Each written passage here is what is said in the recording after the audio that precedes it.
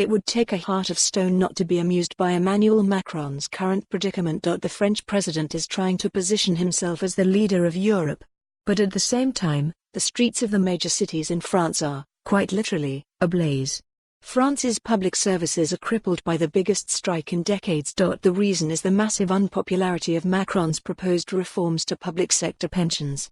The retirement age in France is still only 62, compared to 66 in the UK. In general, the proposal is not to increase the age, but to pay slightly reduced benefits before the age of 64. However, the most contentious part is to modify or even scrap completely the scams under which many public sector workers get to retire much earlier on full pension. France faces a serious pension funding problem. Spending on pensions costs no less than 14% of the country's GDP. Only Greece and Italy are higher in the entire developed world. That is probably why opinion polls put support for these reforms among the population as a whole at around 70%, with even greater support among the young, even if many from the minority directly impacted have taken angrily to the streets. Still, pension reform is known to be potential political dynamite, and not just in France.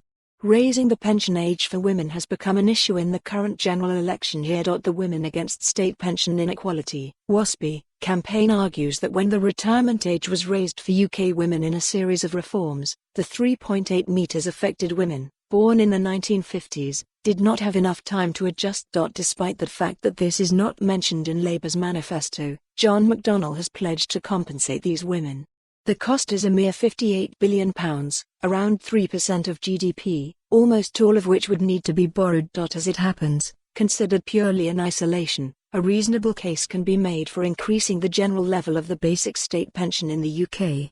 Pension costs here are below the OECD average as a percentage of GDP, at only half the level of France. But this would not be a free lunch.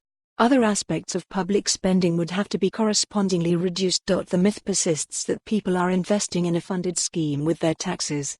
They pay the money in when they are working, the investments grow, and there is a pot earmarked for them at their retirement.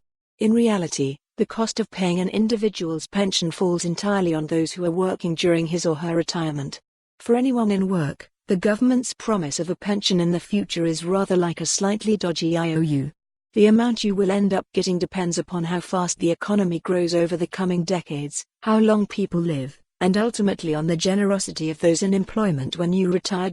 Political debates on pensions are usually rather depressing. For more on this story, visit the news article link.